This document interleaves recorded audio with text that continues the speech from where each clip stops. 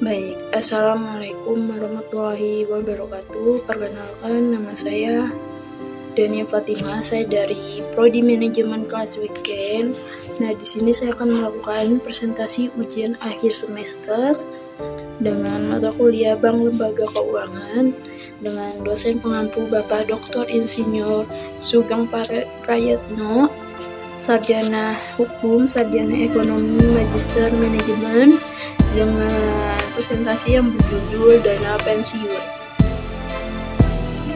Nah, ada yang bisa tahu apa sih itu dana pensiun? Dana pensiun adalah sebutan bagi orang yang sudah tidak bekerja lagi karena masa tugasnya sudah selesai atau karena usianya sudah lanjut. Seseorang yang pensiun biasanya mendapatkan hak dan dana pensiun. Apa itu dana pensiun? Pengertian dana pensiun adalah dana yang dikumpulkan oleh perusahaan sebagai hak seseorang pensiun dari perusahaannya tersebut. Dana pensiun biasanya berupa uang yang dapat diambil setiap bulan atau diambil sekaligus pada saat seseorang memasuki masa pensiun. Menurut Kamus Besar Bahasa Indonesia, dana pensiun adalah dana yang keuangannya diperoleh oleh iuran tetap para peserta ditambah penghasilan perusahaan yang disisihkan. Para peserta ini bentuk memperoleh bagiannya, keuntungannya itu setelah pensiun. Nah, dari situ pengertian dana pensiun adalah badan hukum yang mengelola dan menjalankan program manfaat pensiun, termasuk dana pensiun yang menyelenggarakan seluruh atau sebagai seusahanya dengan prinsip syariah. Dana pensiun adalah lembaga keuangan yang non-bank yang menyelenggarakan program pensiun. Dana pensiun dapat didirikan oleh perusahaan, lembaga sosial, atau orang perorangan yang mempekerjakan karyawan. Dalam istilah lain, pengertian dana pensiun adalah dana yang dihimpun oleh suatu perusahaan atau serikat pekerja atau badan usaha milik pemerintah atau organisasi lain. Tujuannya untuk membuat cadangan dana sebagai pembayaran pensiun bagi pegawainya yang telah memasuki masa pensiun. Dengan demikian, pengertian dana pensiun adalah dana yang dikumpulkan oleh lembaga tertentu dengan menggunakan iuran pekerja. Selanjutnya, dana tersebut diberikan kembali kepada pekerja saat masa pensiun. Definisi dana pensiun. Dana pensiun merupakan salah satu lembaga keuangan bukan bank di Indonesia yang mempunyai aktivitas memberikan jaminan kesejahteraan pada masyarakat baik untuk kepentingan pensiun maupun akibat kecelakaan. Untuk definisi dana pensiun dapat dilihat pada bab 1 pasal 1 dalam Undang-Undang Nomor 11 Tahun 1992 tentang dana pensiun yang menyebutkan dana pensiun adalah badan hukum yang mengelola dan menjalankan program yang menjanjikan manfaat pensiun. Adapun pengertian secara umum, dana pensiun adalah sebuah keputusan yang dibuat untuk menyiapkan sejumlah dana atau membangun perencanaan keuangan agar dana tersebut dapat dipakai ketika pensiun dalam membiayai masa-masa pensiun. Nah, artinya ketika masa pensiun dialami seseorang tidak merasa kehilangan secara mentalitas bahwa ia tidak lagi memiliki kekuatan power dalam menjalani kehidupan yang disebabkan perbedaan masa kerja yang penuh dengan sebagai aktivitas. Namun ketika pensiun tanpa ada kegiatan, termasuk memiliki pendapat finansial. Namun dengan adanya dana pensiun yang dikelola oleh sebuah lembaga, maka setiap bulan atau waktunya ia akan terus dapat memperoleh uang pensiun atau minimal sejumlah uang pesangon yang akan membantunya untuk bisa memakainya. atau menginvestasikan pada tempat-tempat yang memiliki nilai profitable. Profitable artinya berinvestasi pada tempat yang nilainya finansialnya akan terus mengalami kenaikan. Termasuk, bisa saja ketika pensiun ia bisa membuka usaha, apalagi tentunya ini usia yang masih berumur 56 tahun atau 58 tahun. Tentunya ini usia yang masing-masing tergolong sehat dan produktif untuk angka harapan hidup rakyat Indonesia untuk saat ini yang sudah jauh lebih sehat dibandingkan pada masa dahulunya. Yang B. Tujuan penyelenggaraan dana pensiun. Fungsi dan tujuan dana pensiun tentunya sangat dibutuhkan untuk menunjang kebutuhan hidup seseorang di masa tua atau ketika tidak lagi bisa bekerja dengan baik. Manfaat dana pensiun sangat besar, karena itu setiap orang perlu menyiapkan jauh-jauh hari. Semakin awal menyiapkan dana pensiun, maka ia lebih baik. Anda tidak akan khawatir lagi tentang masalah finansial di hari tua ketika sudah mengurus dana pensiun. Adapun undang-undang yang mengatur dana pensiun adalah Undang-Undang Nomor 11 Tahun 1992 tentang dana pensiun. Dengan adanya undang-undang tersebut, siapapun dapat memiliki program pensiun. Fungsinya dana pensiun adalah memberikan jaminan di usia pensiun atau saat usia tak lagi produktif untuk bekerja. Penyelenggaraan dana pensiun tidak bisa dilihat secara sederhana. Di sana memiliki berbagai dimensi tujuan. Secara umum, ada beberapa tujuan dilakukan penyelenggaraan dana pensiun, yaitu yang pertama, bertujuan untuk memberikan kenyamanan pada hari tua. Sering di masa pensiun, setiap karyawan ingin menikmati hari-hari tuanya dengan lebih santai dan tenang, termasuk bisa memiliki waktu beribadah yang lebih banyak. Maka dengan adanya dana pensiun, diharapkan ia akan bisa menikmati semua itu dengan baik. Yang kedua, membangun sikap persaudaraan dan kekeluargaan. Dengan adanya penyelenggaraan dana pensiun, diharapkan terbangun rasa persaudaraan dan keluargaan yang tinggi antara mereka yang masih aktif bekerja dan yang telah purna bakti dalam menjalankan pekerjaannya. Ada prinsip yang harus diingat bahwa generasi sekarang adalah generasi penerus dari generasi sebelumnya. Dan salah satu warisan tersebut tidak melupakan pada orang-orang yang telah bekerja dan berbakti demi kemajuan organisasi. Karena pada prinsip setiap orang yang beri umur panjang pasti akan menjalani masa pensiun. Ketiga, membangun sistem manajemen kerja yang sistematis. Sebuah organisasi yang baik berusaha menampilkan kinerja yang baik. Salah satu ukuran kinerja organisasi dilihat dari kekuatan organisasi tersebut yang terbangun secara solid. Maka penyelenggara dana pensiun dilakukan sebagai bentuk menjamin para kesejahteraan karyawan semenjak masih bekerja, namun juga hingga karyawan tersebut adalah pensiun dari perusahaan. Keempat, membangun image positif. Salah satu reputasi atau kewibawaan sebuah organisasi dilihat pada kemampuannya menjamin setiap orang yang berada di organisasi tersebut merasa nyaman dan bahagia. Sehingga kondisi dan situasinya tersebut memberi informasi positif kepada mitra bisnis dan stakeholders lainnya. Tentunya ia akan memberikan citra dan image positif pada perusahaan tersebut. Ketiga, sebuah perusahaan mampu menyelenggarakan program dana pensiun kepada seluruh karyawannya, maka kondisi ini jelas akan memberikan keyakinan kuat kepada stakeholder dan stakeholder tentunya.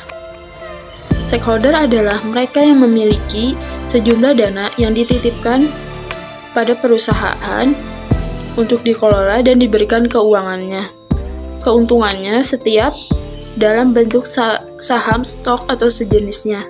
Sementara stakeholder adalah banyaknya jenis seperti supplier, pemasok, mitra bisnis, kreditur, pemerintah, karyawan, perusahaan, konsumen, dan masyarakat. C. Tipe dan asas dana pensiun. Ada dua tipe dasar dari dana pensiun dan digunakan secara luas. Program pensiun iuran iuran dana pasti Defined Contribution Plan, dan program pensiun keuntungan pasti Defined Benefit Plan. Dalam program pensiun pasti, sponsor program pensiun hanya bertanggung jawab untuk membuat atau menetapkan kontribusi iuran dalam jumlah tertentu ke dalam program pensiun atas nama peserta pensiun yang memenuhi syarat qualification employer. Jumlah uang yang dikontribusi biasanya didasarkan pada persentase dari gaji karyawan atau persentase dari laba.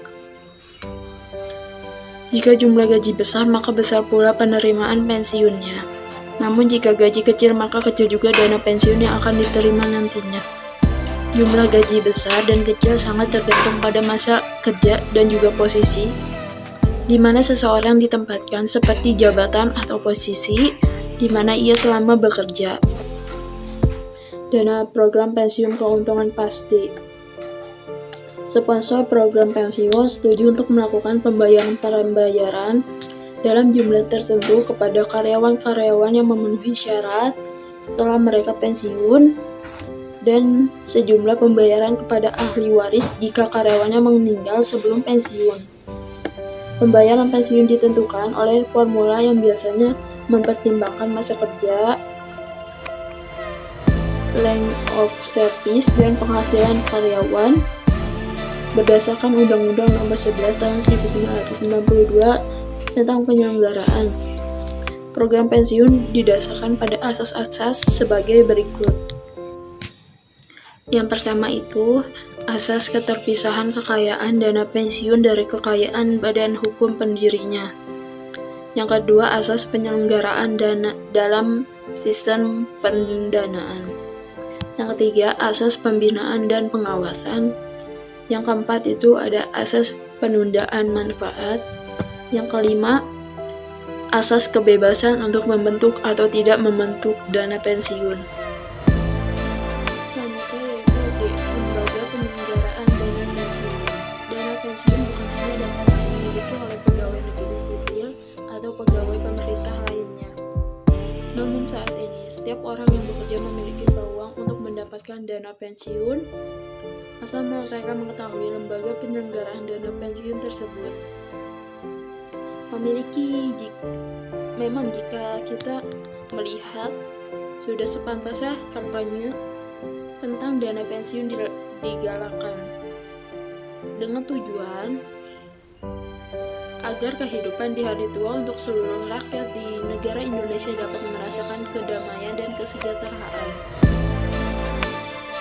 Memahami dana pensiun artinya memahami bagaimana membangun perencanaan untuk hari tua yang lebih baik dan terjamin.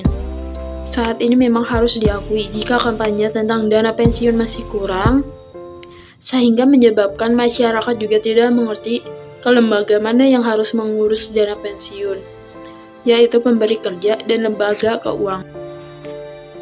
Beberapa lembaga yang menyelenggarakan dana pensiun dan bersifat wajib sesuai dengan undang-undang, antara lain BPJS Ketenagakerjaan untuk pekerja swasta, PT Taspen Persero atau pensiun ASN, dan PT Asabri Persero untuk para purnawirawan TNI dan Polri.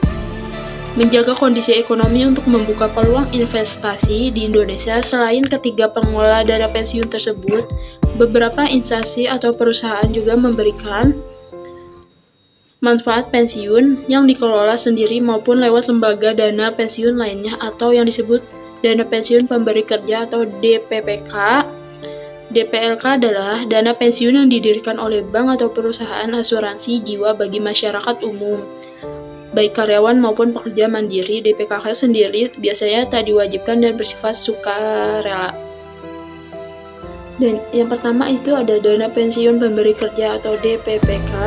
Adalah dana pensiun yang dibentuk oleh orang-orang atau badan yang mempekerjakan karyawannya selalu pendiri untuk menyelenggarakan program pensiun manfaat pasti atau program pensiun iuran pasti bagi kepentingan sebagai atau seluruh karyawan sebagai peserta.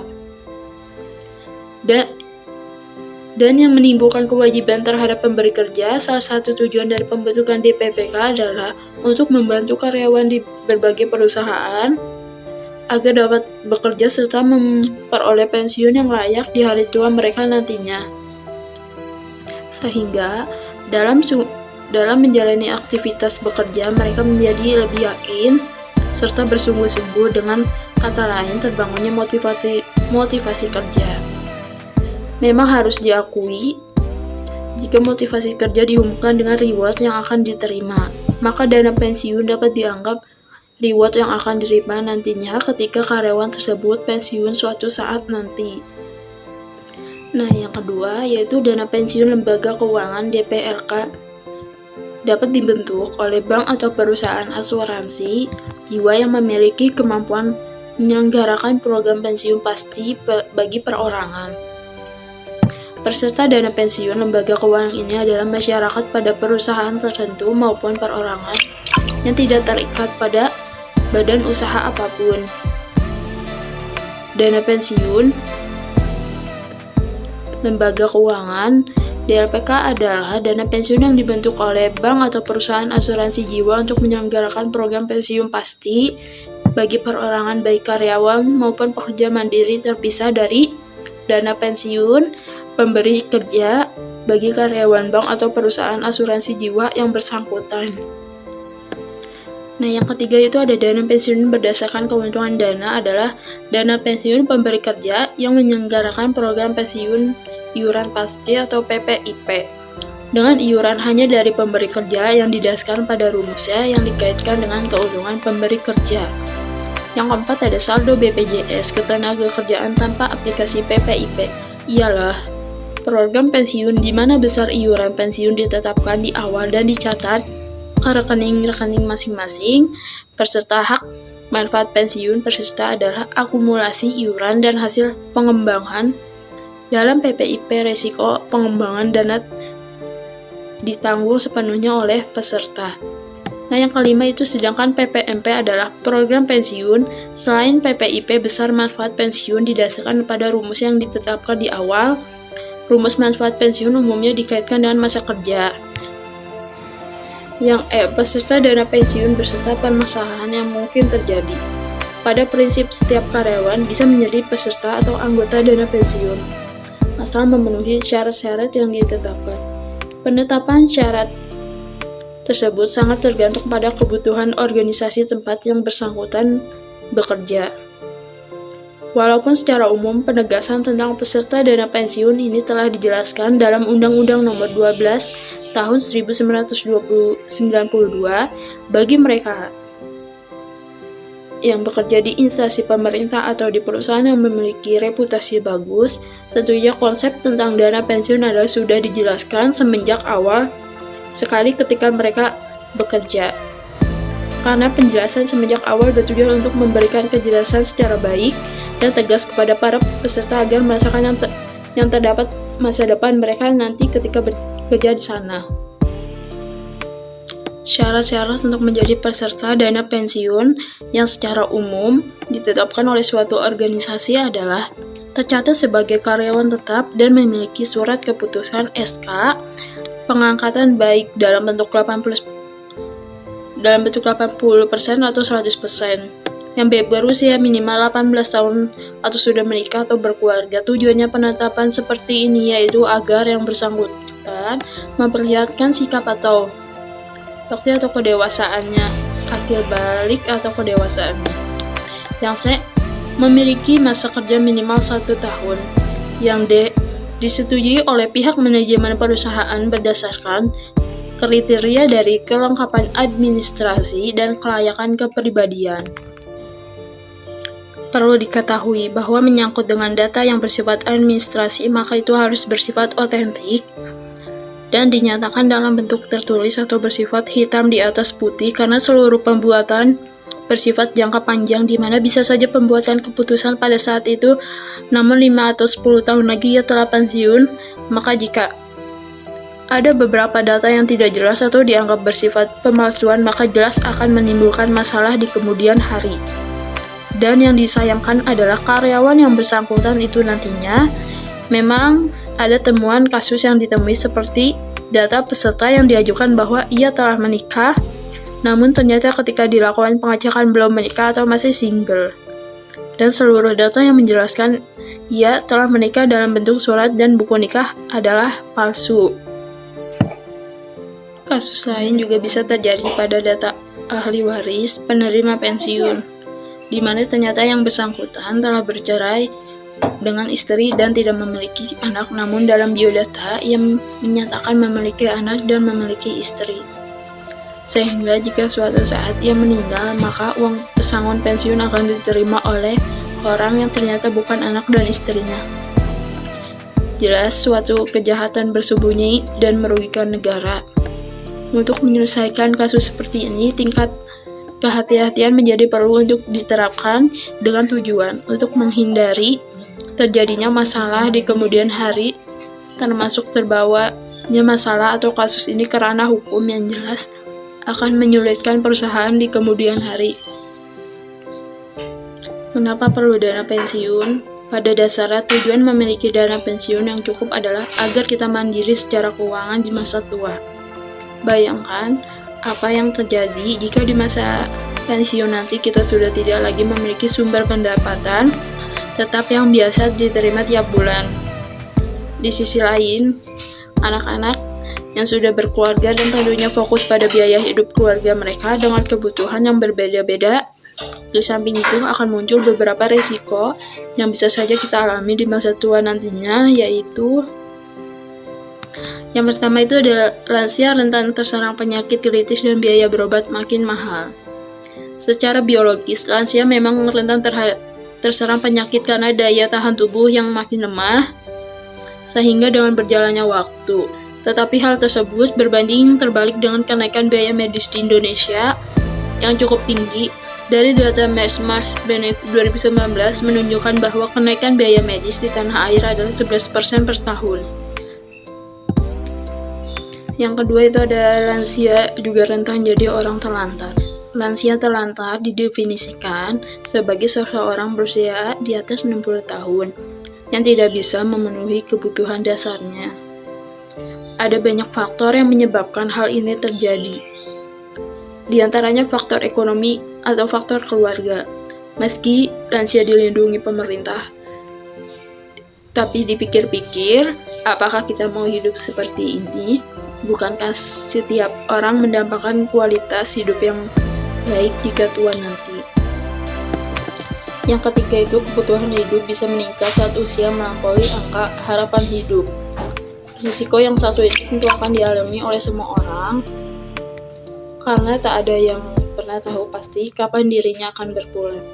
Data dari BPS menyebutkan bahwa usia harapan hidup di Indonesia pada umumnya adalah 71,5 tahun. Saat itu kita berusia 35 tahun, maka ada waktu kurang lebih 36 tahun lagi untuk mempersiapkan diri dan membekali keluarga yang kita tinggal. Apa yang dibutuhkan untuk mempersiapkan dana pensiun? Dalam perencanaan keuangan, penting untuk menghitung rasio antara investasi dengan kekayaan bersih. Amannya nilai perbandingan antara investasi dan kekayaan bersih itu 50% atau lebih. Bila sampai di angka ini, tandanya jumlah investasi sudah cukup sehat. Semakin dekatnya dengan masa pensiun, nilai rasio ini harus semakin besar, karena inflasi merupakan suatu hal yang nggak bisa kita hindari. Makanya mumpung masih muda dan produktif, manfaatkan waktu yang ada untuk mengumpulkan aset dan dana pensiun supaya masa tua jadi makin aman dan tentram. Lantas, apa yang harus kita lakukan saat mempersiapkan dana pensiun yang kita butuhkan nanti? Nah, yang pertama itu hitunglah dan cari tahu apa saja kebutuhan di masa pensiun. Mencari tahu kebutuhan di masa pensiun adalah hal yang wajib kita lakukan. Karena dari kebutuhan inilah akan muncul beberapa jumlah pengeluaran kita nanti. Perhitungkan secara rinci mengenai beberapa yang dibutuhkan untuk kebutuhan pokok seperti biaya makan, transportasi, listrik, air, perawatan hunian, serta tanggungan dan sebagainya. Hitunglah pula berapa biaya pengeluaran yang akan dialokasikan untuk rekreasi dan hal-hal yang menyangkut gaya hidup. Nah, yang kedua itu tentukan kapan mau pensiun. Ini makin banyak orang yang memutuskan untuk pensiun di usia muda, namun agar tetap dapat melanjutkan hidup dengan nyaman dibutuhkan strategi keuangan khusus. Sebagai gambaran, ada contoh kasus pensiun. Misal berusia 30 tahun dan bercita-cita untuk pensiun di usia 55 tahun. Jadi misal memiliki rentan waktu 25 tahun untuk berinvestasi guna mengumpulkan dana pensiun. Anggap saja dengan berinvestasi menyisihkan uang 5,9 juta per bulan di instrumen investasi dengan imbal hasil 15% per tahun, maka dalam 25 tahun tabungan pensiun yang berhasil dikumpulkan oleh misal adalah 5 miliar. Yang F, manfaat dana pensiun. Dana pensiun adalah badan hukum yang mengelola dan menjalankan program yang menjanjikan manfaat pensiun yang dikenal juga sebagai program pensiun. Sesuai dengan Undang-Undang Nomor 11 Tahun 1992, dana ini adalah sarana untuk menghimpun uang guna meningkatkan kesejahteraan pada masa tua saat tidak aktif bekerja. Dengan adanya dana ini maka diharapkan motivasi dan ketenangan kerja sehingga berujung pada peningkatan produktivitas. Manfaat pensiun adalah berbagai macam manfaat, entah pembayaran rutin, tunjangan kesehatan, akses ke fasilitas tertentu yang diberikan pada seseorang pensiun berdasarkan pekerjaan orang itu sebelum pensiun. Selanjutnya itu pensiun normal. Manfaat pensiun bagi peserta yang mulai dibayarkan pada saat peserta pensiun telah mencapai usia pensiun normal atau sesudahnya.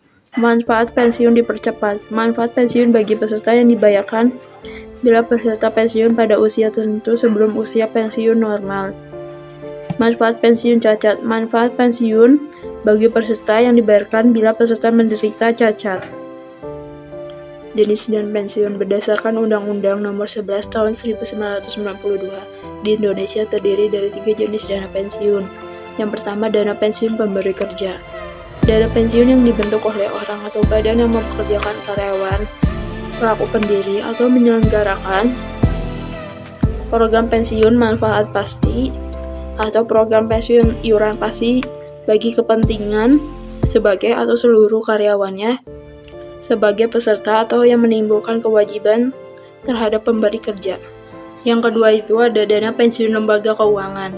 Dana pensiun pemberi kerja yang menyelenggarakan program pensiun iuran pasti dengan iuran hanya dari pemberi kerja yang didasarkan pada rumus yang dikaitkan dengan keuntungan pemberi kerja. Peserta bisa siapa saja baik karyawan ataupun pekerja mandiri atau wirausaha. Ada banyak varian produk DPLK yang ditawarkan oleh bank atau lembaga asuransi. Varian ini merupakan kemana nantinya dana DPLK tersebut diinvestasikan sesuai dengan pilihan peserta DPLK. Beberapa pilihannya diantaranya yang pertama itu ada pasar uang. Dana akan diinvestasikan ke instrumen pasar uang seperti SBI. Yang kedua surat berharga. Dana akan diinvestasikan ke dalam surat berharga seperti obligasi. Yang ketiga itu ada saham. Dana akan diinvestasikan ke instrumen saham. Yang keempat ada campuran. Dana akan diinvestasikan ke instrumen campuran dari masing-masing kategori investasi di atas. Masing-masing varian di atas memiliki potensi keuntungan dan kerugian yang berbeda-beda. Jadi, para calon peserta DPLK atau investor harus mengetahui profil risiko sebelum memilih produk. Yang ketiga itu ada dana pensiun lembaga asuransi kesehatan. Dana pensiun yang dibentuk oleh bank atau perusahaan asuransi jiwa untuk menyelenggarakan program pensiun iuran pasti bagi perorangan baik karyawan maupun pekerja mandiri yang terpisah dari dana pensiun pemberi kerja bagi karyawan bank atau perusahaan asuransi jiwa yang bersangkutan. Yang G, tujuan dana pensiun. Setiap pihak memiliki tujuan masing-masing yang berbeda, yaitu pihak pemberi kerja, lembaga pengelola, dan karyawan. Bagi pemberi kerja, dana pensiun bertujuan yang pertama itu memberikan penghargaan kepada para karyawan yang telah lama mengabdi kepada perusahaannya. Yang kedua itu agar pada masa pensiun tersebut karyawannya mendapatkan jaminan. Yang ketiga itu memberikan rasa aman pada karyawan. Yang keempat ada meningkatkan kinerja dan motivasi karyawan. Yang kelima meningkatkan citra perusahaan di mata masyarakat. Bagi karyawan, dana pensiun bertujuan untuk kepastian memperoleh penghasilan masa yang akan datang sesudah masa pensiun.